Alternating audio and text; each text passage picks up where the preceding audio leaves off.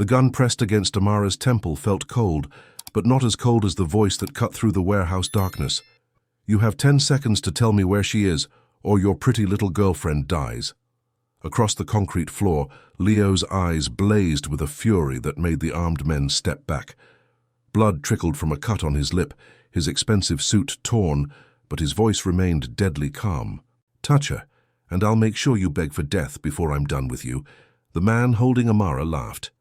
"Funny how protective you are of someone who's just pretending to be yours. Or is she?" His grip tightened on the weapon. Maybe the great Leo Jung has finally found something worth dying for. Amara's heart hammered against her ribs. 3 weeks ago, she'd been serving drinks at the Bellagio and struggling to pay rent. Now she was caught between rival Mafia families, her life hanging by a thread because of a fake relationship that had become terrifyingly real. 5 seconds, the gunman hissed. Leo's jaw clenched, and for the first time since she'd known him, Amara saw genuine fear in his eyes. Not for himself, for her. Welcome to Korean Mafia Lovers. Hello everyone, drop a comment telling us where you're watching from, and don't forget to subscribe. Your support is fundamental to our channel's growth. The casino floor of the Bellagio never slept, and neither, it seemed, did Amara Johnson. She balanced 3 martinis on her tray, weaving through the maze of slot machines with practiced grace.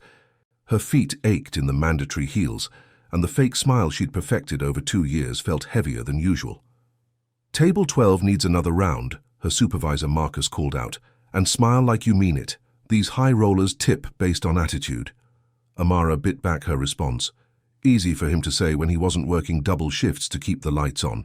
Her grandmother's medical bills weren't going to pay themselves, and the part-time job at the community center barely covered groceries. She approached table 12, where 4 men in expensive suits were playing poker. As she set down their drinks, one of them, a sweaty man with gold teeth, grabbed her wrist. "Hey, sweetheart, stick around for luck. I could use some good fortune tonight."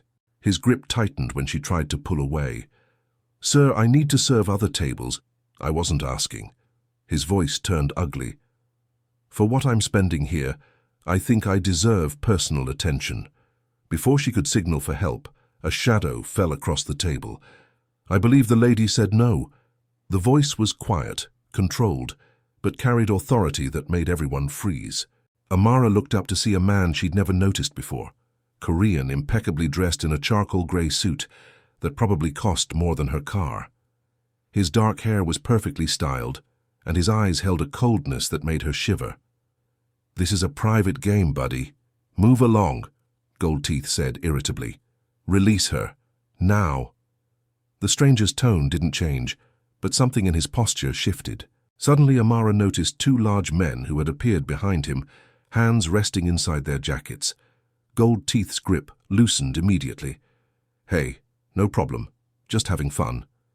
"Find your fun elsewhere." The stranger's gaze never left the man's face until he released Amara completely. "Thank you, I could have handled it, but I'm sure you could have."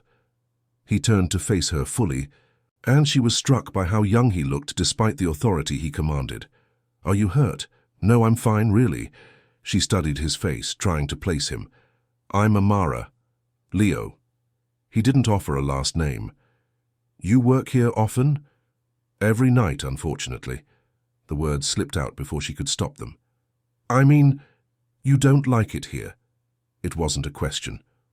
Amara glanced around, making sure her supervisor wasn't within earshot. "It pays the bills, that's what matters." Something flickered in Leo's expression. "What would you do if money wasn't an issue?" The question caught her off guard. "I'd probably go back to school, finish my degree in social work.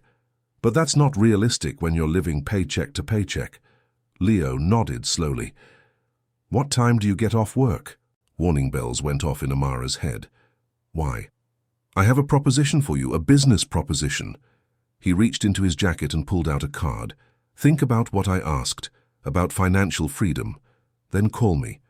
Before she could respond, he was walking away, his companions falling into step behind him.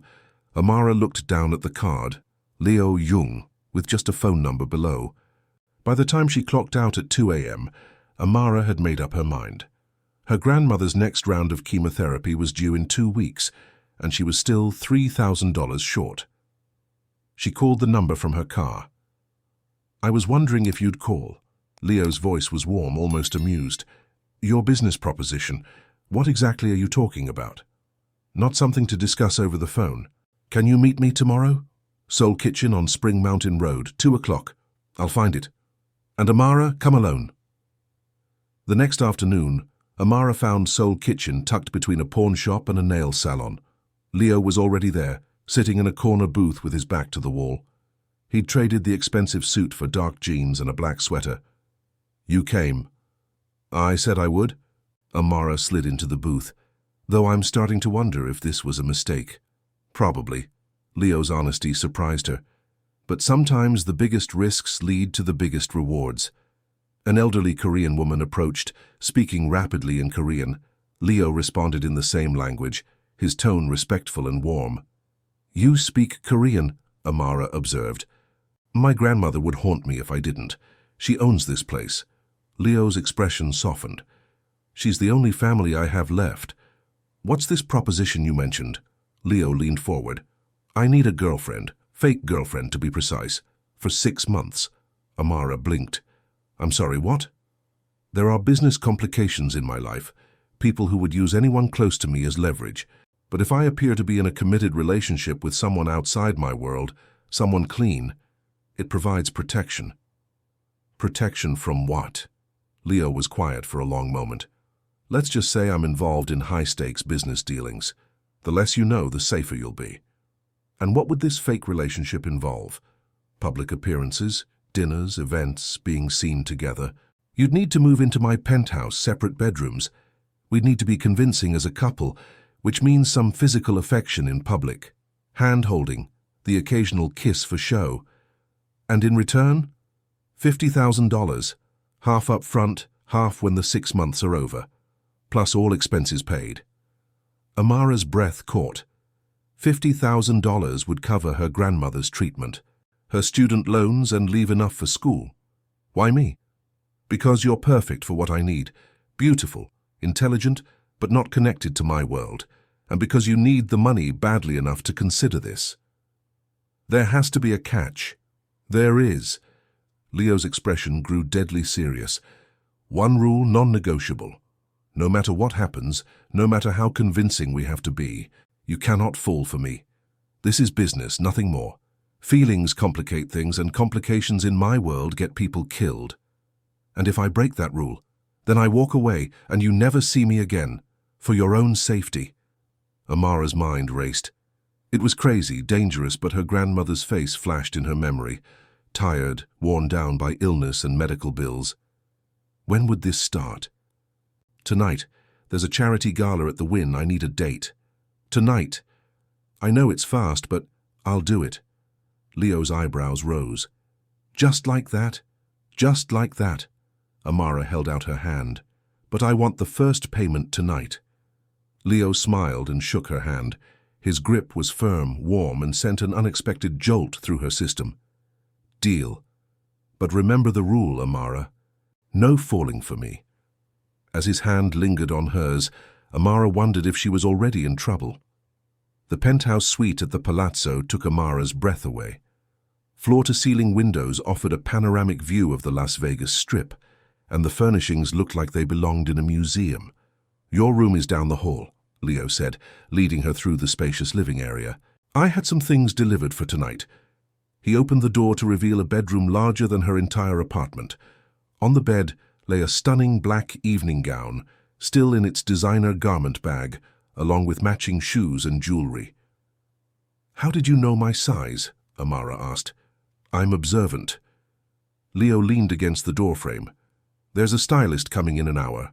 The gala starts at 8. "Leo, what exactly am I walking into tonight? Who are these people?" His expression grew guarded. "Business associates. They need to believe we're together, that you matter to me. Can you handle that?" "I'm a good actress when I need to be, but I need to know our story. How did we meet? How long have we been together?" Leo stepped into the room. "We met at the casino 3 months ago. You were working, I was there on business. I kept coming back to see you, eventually asked you out. We've been inseparable since. And what do I know about your business? Nothing. You think I'm in import-export. You don't ask questions because you trust me. Leo moved closer. Can you sell that? The trust, the affection? Amara's pulse quickened as he reached up to tuck a strand of hair behind her ear. Is this part of the act? She asked quietly. Everything is part of the act. But his hand lingered against her cheek before he stepped back. The stylist will be here soon. The stylist transformed Amara into someone she barely recognized. The black gown hugged her curves perfectly. The jewelry caught the light like captured stars, and her natural curls had been styled into an elegant updo. A knock at the door interrupted her thoughts. Amara, we need to leave soon. She opened the door to find Leo in a perfectly tailored tuxedo. For a moment, they just stared at each other. You look... Leo's voice trailed off. Different. Beautiful. The word came out rougher than he seemed to intend. Heat crept up Amara's neck. You clean up pretty well yourself. Leo offered his arm. Ready to meet my world? The Wind's ballroom was a glittering wonderland of crystal chandeliers and enough diamonds to fund a small country. Amara had never seen such concentrated wealth in one place. Remember, Leo murmured in her ear as they entered, we're madly in love. You can't keep your hands off me. Before Amara could respond, he placed his hand on the small of her back, the touch sending warmth through the silk of her dress. Leo, a voice called out, and they turned to see a distinguished older man approaching with a woman who looked carved from ice. Senator Morrison, Leo said smoothly, thank you for the invitation. Wouldn't dream of having this event without you. And who is this lovely young woman? Amara Johnson, my girlfriend. Leo's arm tightened around her waist possessively. Amara, Senator Morrison and his wife, Catherine. Girlfriend? Catherine's smile was razor-sharp. How wonderful! What do you do, dear? Amara felt the weight of their scrutiny. I work in social services. I help families navigate difficult situations. How noble, Catherine said, though her tone suggested nobility was a character flaw. And how did you two meet? At the casino, Leo said. I took one look at her and knew I had to ask her out. His hand moved to cup her face, thumb brushing across her cheek in a gesture so tender it made Amara's breath catch. Love at first sight, she managed. I tried to resist him, but Leo can be very persuasive. As the couple moved away, Amara became aware that several conversations had quieted, people stealing glances in their direction. They're all watching us, she whispered. Good, that's the point. Leo's hand slid down to intertwine with hers. Come on, let me introduce you to some more people. The next hour passed in a blur of introductions. Through it all, Leo played the devoted boyfriend perfectly, touching her constantly, whispering in her ear, looking at her like she was the only woman in the room. The problem was, Amara was starting to believe it herself. During dinner, she found herself studying his profile as he talked. There was something magnetic about him, the way he commanded attention without trying. So, Amara, said a man named Vincent, what's it like dating Las Vegas's most eligible bachelor? Exhausting, Amara said with a laugh. He's very demanding, always wants to take me to the nicest restaurants, buy me beautiful things, it's terrible.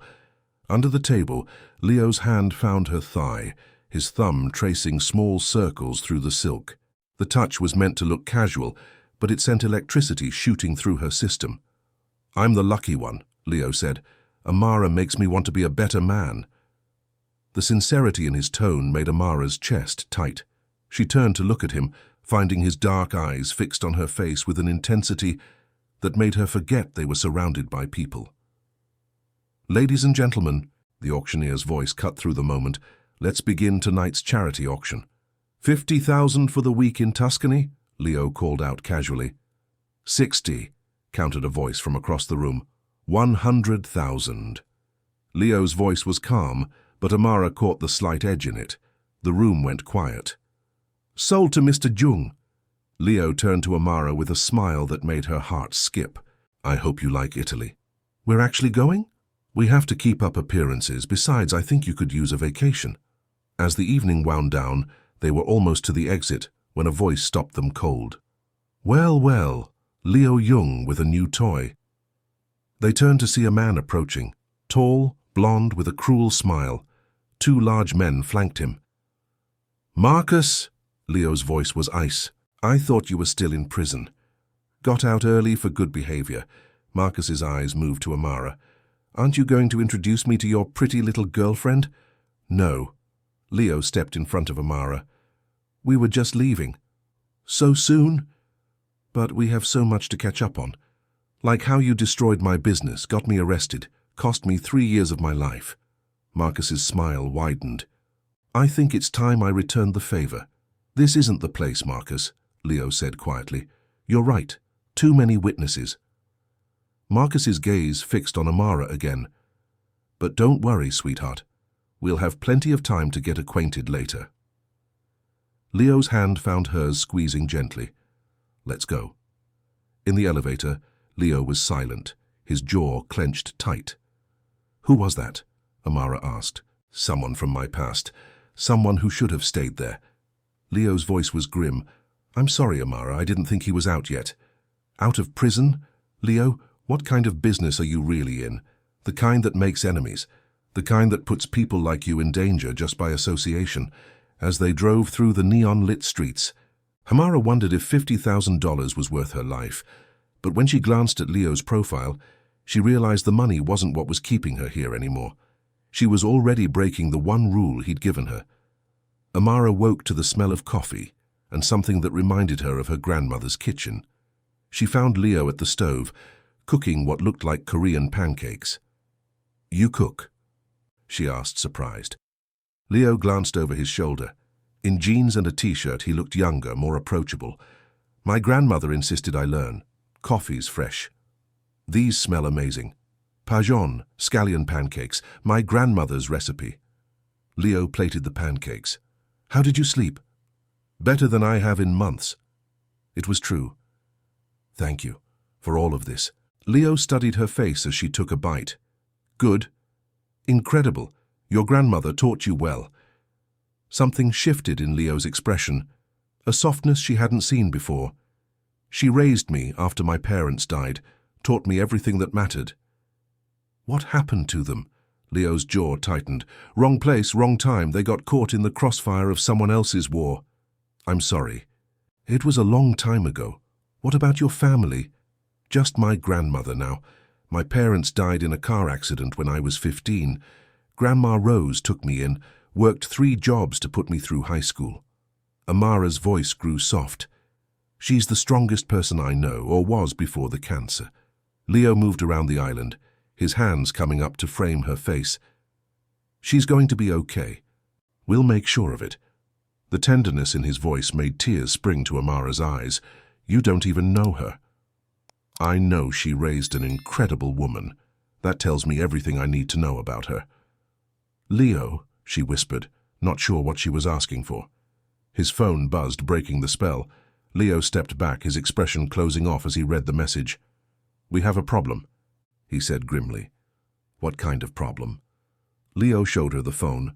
On the screen was a photo from last night's gala, the two of them looking very much like a couple in love. The caption read, "Vegas power player, Leo Jung's mystery woman." It's already in the society pages, which means Marcus will know exactly who you are by now. Fear crept up Amara's spine. "What does that mean?" "It means you can't go back to your old life, not until this is over." Leo ran a hand through his hair. "I should have thought this through better. So what do we do?" "We stick to the plan, but from now on, you don't go anywhere without security." Leo was already reaching for his phone. "I'm calling Jin and Tay." "Bodyguards, the best I have." Amara's head spun. "This is insane." "I know, and if you want out, I'll understand. I can arrange protection for you and your grandmother." "No." The word came out stronger than Amara felt. "I made a deal. I keep my word." "Even if it puts you in danger?" "Even then. Besides, you said it yourself, I need the money. And now I'm in this whether I like it or not." Something like admiration flickered in Leo's eyes. "You're tougher than you look." "I've had to be." An hour later, Amara was introduced to Jin and Tay, 2 Korean men who looked like they could bench press a car. "They'll stay close but invisible," Leo explained. We have some appearances to make today. Shopping, lunch, being seen together. Their first stop was a boutique on the Strip that probably charged more for a single dress than Amara made in a month. The sales associate practically purred when she saw Leo. "Mr. Jung, and this must be the lucky lady I've been reading about." "Amara needs a complete wardrobe," Leo said smoothly, "whatever she wants." For 2 hours, Amara was treated like a princess. Leo sat in a plush chair, offering opinions with the focused attention of a man truly smitten. "Try the red one," he suggested, when Amara emerged in a stunning crimson cocktail dress. "It's beautiful, but it's too much," Amara protested, looking at the price tag. "Nothing's too much for you," Leo said, his voice carrying devotion for their audience. But when their eyes met in the mirror, Amara saw something deeper there. As the sales associate rang up tens of thousands of dollars worth of clothes, Leo moved to stand behind Amara, his hands resting lightly on her shoulders. "Happy?" he asked quietly. "Overwhelmed. I've never owned anything this nice. You deserve nice things. You deserve everything." The sincerity in his voice made Amara's knees weak. She turned in his arms, meaning to thank him, but found herself trapped by the intensity of his gaze. "Leo," she whispered. He leaned closer, his lips almost brushing hers, when the sales associate's voice cut through the moment. "All set." Leo stepped back, the spell broken. At lunch, Leo was clearly a regular. The maître d' seated them at a prime table, and Amara noticed several people stealing glances. "Do you always get this kind of attention?" she asked. "Comes with the territory. Money talks in this city loudly." "And what exactly does your money say?" Leo was quiet for a long moment. "That I'm not someone to cross, that I have power, influence, connections, that I can make problems disappear or create new ones." The casual way he said it sent a chill down Amara's spine. "And Marcus, the kind that doesn't disappear easily. He used to work for me years ago. Thought he could skim money, sell information to competitors. When I found out, I made sure he paid for it." "You had him arrested." "Among other things. In my world, betrayal has consequences." "What world is that exactly?" Leo was silent for so long she thought he wouldn't answer. When he finally spoke, his voice was barely above a whisper. "Import-export, like I told you, but not the kind that goes through customs. I move things for people who can't move them themselves. Money, information, sometimes people. I provide services that exist in the gray areas of the law. You're a criminal." It wasn't a question. "I'm a businessman who operates outside conventional boundaries. Does that change things for you?" Amara thought about it, really thought about it. "I don't know, maybe it should, but it doesn't. Not yet." Relief flickered across Leo's features. "Thank you. For your honesty." "Don't thank me yet. I'm still figuring this out." They were leaving when trouble found them. Well, if it isn't the happy couple. Marcus stepped out from behind a pillar, flanked by the same 2 men from the night before. In daylight, he looked even more dangerous. "Marcus, I thought we had an understanding." "We do. You destroyed my life. Now I destroy yours." Marcus's gaze shifted to Amara. "Starting with your pretty little girlfriend. Touch her and I'll kill you."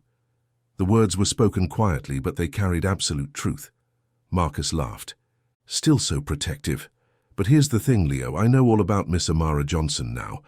Where she works, where she lives, where her sick grandmother gets treatments. Funny how vulnerable people become when they have something to lose." Ice flooded Amara's veins. "You stay away from my grandmother." "Or what, sweetheart? You'll call the police. Tell them what your boyfriend really does for a living." Leo stepped forward, his body language shifting to something predatory. "This is between you and me. Leave her out of it." "But she's the best part. You finally found something worth caring about, and now I get to take it away." Before anyone could react, Marcus pulled out a gun, pointing it directly at Amara's chest. The restaurant erupted in screams. "Now you're going to come with me, Leo, both of you, and we're going to have a nice long conversation about payback."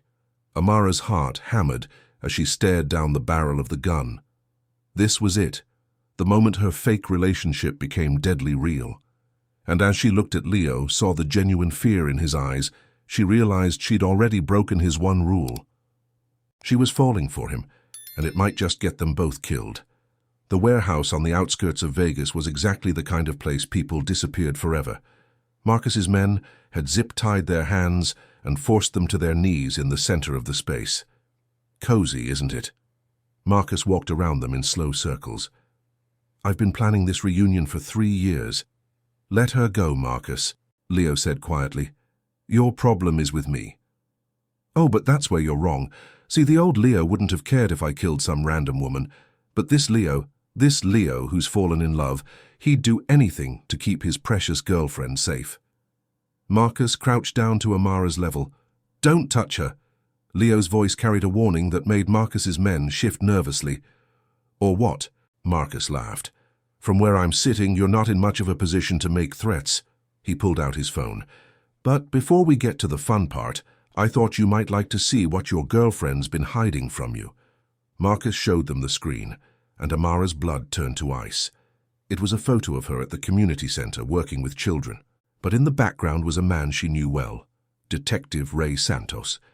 Recognize him, Leo? Your dear sweet Amara has been working with Detective Santos. You know, the cop who's been trying to build a case against you for 2 years. Leo's head snapped toward Amara, his eyes wide with shock and betrayal. What is he talking about? I can explain, Amara said desperately. It's not what it looks like, isn't it? Marcus pulled out another photo, this one showing Amara and Santos in conversation. Looks like your girlfriend's been feeding information to the police. How long have you been undercover, sweetheart? I'm not, Amara's voice cracked. Leo, you have to believe me, I would never. Save it. Leo's voice was ice cold. I should have known it was too convenient. A beautiful woman who needed money, who was willing to get involved with a stranger. No, it's not like that. Ray is my friend. He volunteers at the center sometimes. We were talking about the kids, about funding for the programs. I swear to you, I never told him anything about you. Because there was nothing to tell, right? You didn't know what I really did. Except you did, didn't you, from the beginning? Marcus was practically glowing with satisfaction. This is even better than I hoped. Not only do I get to kill you both, but I get to watch you destroy each other first. Leo, please, Amara begged. Look at me.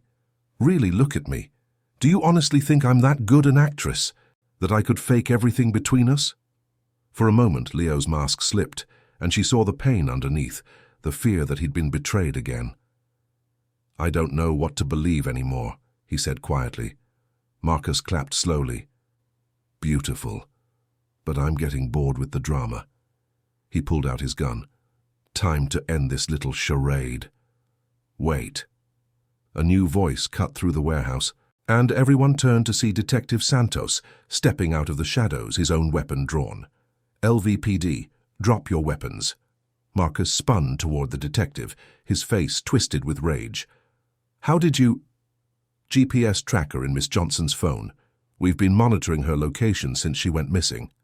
Santos's eyes never left Marcus's gun. Now drop it. You think I'm going down alone? Marcus swung his weapon back toward Amara. If I can't have my revenge, at least I can take something precious from him. Everything happened at once. Santos shouted a warning. Leo threw himself sideways, trying to shield Amara despite his bound hands, and Marcus's finger tightened on the trigger. The gunshot was deafeningly loud. Amara screamed as Leo's body slammed into hers, both of them hitting the concrete hard. For a terrifying moment she thought he'd been shot, but then she heard Marcus cry out in pain. Santos had taken the shot, hitting Marcus in the shoulder. The other men surrendered quickly when more police poured through the doors. Are you hurt? Leo asked urgently as they lay tangled on the floor. I'm okay. Are you... I'm fine. He struggled to sit up. Santos, get these zip ties off us. An hour later, they were in a conference room at the police station. Amara was trying to explain her connection to Detective Santos for the 3rd time. Ray and I went to high school together. He volunteers at the community center where I work part-time. We're friends, nothing more. And you never discussed Leo with him? Santos asked. Never. I didn't even know Leo's last name until yesterday. Amara looked between the two men. Ray, tell him. Tell him I never said anything about Leo or his business. Santos nodded. She's telling the truth. Amara had no idea who you really were, Leo. When she went missing, she called me because I was the only cop she knew. Leo had been silent through most of the questioning. Now he looked at Amara with something that might have been regret. "I'm sorry, I should have trusted you. You had every reason not to. Your world is built on suspicion and betrayal." "No, you don't get it." Leo leaned forward. "I've never let anyone close enough to betray me before. The fact that I could even imagine you being with me for real, that scared me more than Marcus's gun." Santos cleared his throat. "Look, I need to be straight with both of you. Leo, we know what you do. We've been building a case for years, but we've never been able to make anything stick." "Is this where you try to flip me?" Leo asked dryly. "This is where I tell you that Marcus won't be the last person who comes after you. And next time Amara might not be so lucky. Maybe it's time to consider a different path." Leo was quiet for a long moment. "And if I were interested in discussing such a path? Then we'd have a conversation about immunity, witness protection, and a new life far away from Vegas. For both of you, if that's what you want." Amara's heart clenched. A new life, away from everything she'd ever known, away from her grandmother, her job, her community. "I need time to think," Leo said finally. "You have 24 hours. After that, I can't guarantee your safety or hers." Outside the police station, Leo and Amara stood in the parking lot, the neon lights of Vegas casting everything in artificial colors. "So," Amara said finally, "what happens now?" "Now you go home, back to your real life. The money will be in your account tomorrow, all of it plus a bonus." "That's it? We just pretend this never happened?" Leo turned to face her, and she was surprised to see pain in his eyes. "What else can we do, Amara? You heard Santos. My world is dangerous. People like Marcus will keep coming. So you're making the decision for both of us? I'm protecting you." Amara felt anger flare in her chest. "Don't I get a say in this? Don't my feelings matter?" "Your feelings? What feelings? This was all fake, remember? An act. Was it? Because it didn't feel fake when you almost kissed me in the boutique. It didn't feel fake when you threw yourself in front of a gun for me." Leo's jaw clenched. "Amara, tell me it was all an act, Leo. Look me in the eye and tell me you feel nothing for me, and I'll walk away right now." For a moment she thought he might do it. His mouth opened, the words forming, but then his control cracked. "Damn it," he whispered, pulling her against him. I can't tell you that because it would be a lie." His lips crashed against hers, and Amara melted into the kiss. It was desperate, passionate, full of all the emotions they'd been holding back. "I'm falling for you," Amara whispered against his lips. "I know I'm not supposed to, but I can't help it." "I already fell," Leo admitted. "The moment you agreed to help me, the moment you trusted me despite every instinct telling you to run."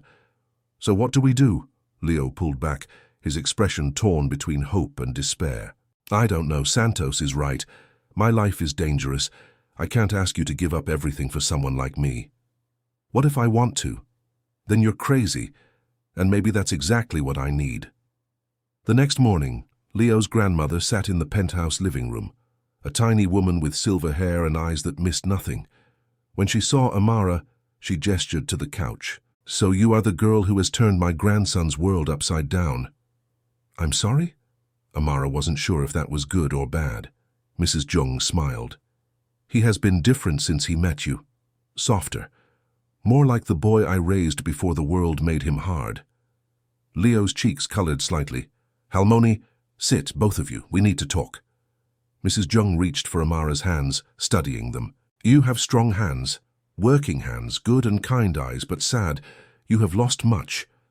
My parents and my grandmother is sick." "Ah, this is why you agreed to help my foolish grandson with his pretend romance." "It wasn't supposed to be pretend," Leo said quietly. "Not anymore." Mrs. Jung's eyebrows rose. "Not pretend? Then why are you both sitting here looking like the world is ending?" Leo ran a hand through his hair. "Because my world is dangerous, Halmoni. People want to hurt me and they'll use her to do it." "And what does she want?" Mrs. Jung turned to Amara. "Do you love my grandson?" Yes, I do." "Even knowing what he is, what he does?" "I love him because of who he is, not what he does. And I think he could be different if he wanted to be." Mrs. Jung smiled and patted Amara's hand. Wise girl. Leo, you listen to me. Your parents died because they were innocent people caught in someone else's war. But you chose this path. You can choose a different one. It's not that simple, Halmoni. It is exactly that simple. You think I don't know what you really do? I know, and I have been waiting for you to find a reason to walk away. Leo's phone buzzed. He glanced at it and his expression darkened. Santos wants to meet. He says it's urgent. An hour later, they were back at the police station. Santos wasn't alone. A woman in an expensive suit sat beside him. Agent Sarah Chen, FBI, the woman introduced herself. We need to talk about Marcus Volkov. Volkov? Leo's voice was sharp. His name is Marcus Webb. That's one of his aliases. His real name is Marcus Volkov, and he's connected to the Bratva, Russian organized crime. They've been trying to move into Vegas for years, and you've been in their way. Marcus was sent to infiltrate your organization 3 years ago, Agent Chen continued. When you discovered his theft, you inadvertently exposed a major operation. And now? Leo asked. Now Marcus is in custody, but his bosses aren't happy. They're sending someone else, someone much more dangerous. Dmitry Kozlov. Leo's face went white. Kozlov is a myth. He's very real, and he's very good at making people disappear. He'll be in Vegas within 48 hours. What are our options? Leo asked quietly. Witness protection, Santos said immediately. New identities, new lives somewhere far from here. But you'd have to give us everything, names, locations, financial records. And if I refuse, Agent Chen's expression was grim. Then you're on your own, against one of the most dangerous assassins in the world. Leo closed his eyes, the weight of the decision visible on his face. When he opened them again, his gaze found Amara's. What do you want me to do? He asked quietly. Me? This affects you too. If I cooperate, we disappear together. New names, new lives, no contact with anyone from our past. Amara thought about her grandmother, her job, the life she'd built in Vegas. Then she thought about Leo, about the man she'd fallen in love with. What would you do if you walked away from all this? Leo was quiet for a long moment. I'd want to be the man my grandmother raised. Maybe I'd help people instead of just moving money for them. Then that's what we do. We start over. Together. You'd give up everything for me? I'd give up everything for us. Agent Chen cleared her throat. If you're going to do this, we need to move fast. There's something I need to do first, Leo said. I need to see my grandmother. And Amara needs to see hers. Too dangerous, Santos said immediately. Then we don't have a deal. I won't disappear without saying goodbye. That evening, Leo and Amara sat in the hospital room where her grandmother was receiving treatment. Rose Johnson was small, made smaller by illness, but her eyes were bright as she listened to Amara's explanation. So you fell in love with a criminal, Rose said when Amara finished. Grandma, and now you're going into witness protection to start a new life with him. Yes. Rose studied Leo with sharp eyes. Young man, do you love my granddaughter? More than my own life, Leo said without hesitation. And you'll take care of her, protect her. Always. Rose nodded slowly. Then you have my blessing. Amara has always been too good for this world. Maybe it's time she found a new one. Tears streamed down Amara's face as she hugged her grandmother. I'll find a way to contact you when it's safe. Don't make promises you can't keep, baby girl. Just be happy. At Seoul Kitchen, Leo's goodbye with his grandmother was equally emotional. Mrs. Jung pressed a small jade pendant into his hand. This was your mother's, for protection and new beginnings. I'll come back when it's safe, Leo promised. No, you'll build a new life and be happy. That's how you honor the old one. As they prepared to leave Vegas forever, Leo and Amara stood on the balcony of his penthouse, looking out at the city that had brought them together. Any regrets? Leo asked. Only one. I wish we'd met under different circumstances. Leo turned her to face him, his hands framing her face. It is real now. Everything that matters is real. I love you, Amara whispered. I love you too. And I promise you, whatever life we build together, it will be honest. No more lies, no more pretending. As he kissed her under the neon lights of Vegas, Amara felt like she was kissing goodbye to her old life, and hello to something entirely new. At the airport, as they waited for the plane that would take them to their new life, Leo pulled out his phone and deleted every contact, every connection to his old world. Then he turned to Amara. "No more pretending to be my girlfriend," he said with a smile that was both sad and hopeful. "No more pretending," Amara agreed. "Good, because I was hoping you might consider being my wife instead." Amara's breath caught as Leo dropped to one knee right there in the airport terminal, pulling out a simple but beautiful ring. "Amara Johnson, will you marry me? For real this time?" Through her tears, Amara could only nod. Yes, yes, absolutely yes.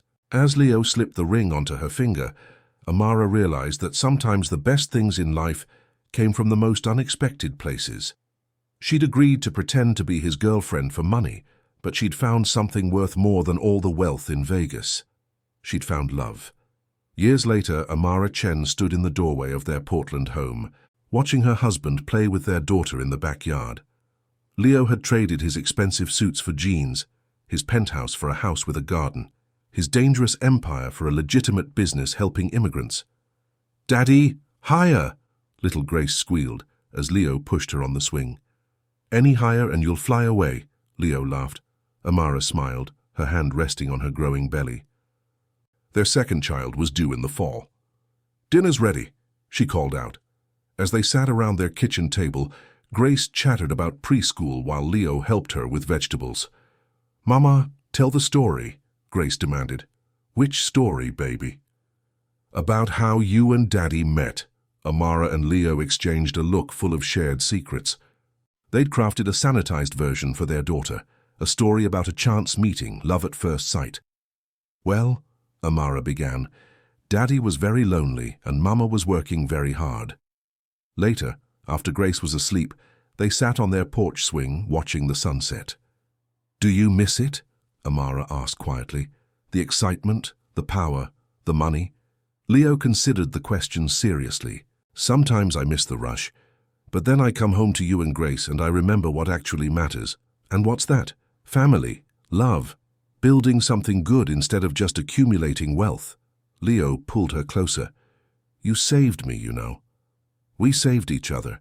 I was drowning in debt and desperation. You gave me hope. I gave you money.